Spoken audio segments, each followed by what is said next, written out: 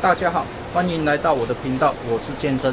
今天是2025年5月1号星期四，今天要来做开箱，因为在海外购买的，所以先进行开箱的录影。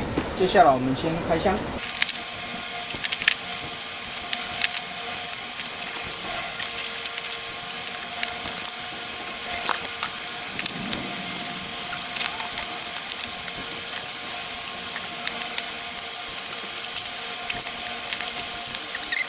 那我买的是各种规格的欧环，大概给各位看一下。这个是油封，也是各种规格的油封，因为后续有一些机器都需要用到这些东西。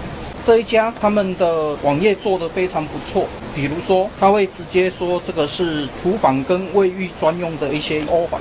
就是大致上会使用到这一些规格，这是洗车机，就是我们说的高压清洗机的欧环，还有一些国标 O 型圈，反正就一些比较通用的规格啦。然后还有一些耐高温耐油的，它就是做成一盒一盒这样子。虽然说我买的一些规格都有重复到，不过这个是没关系的，反正以后都用得到。大概给各位看一下这一些。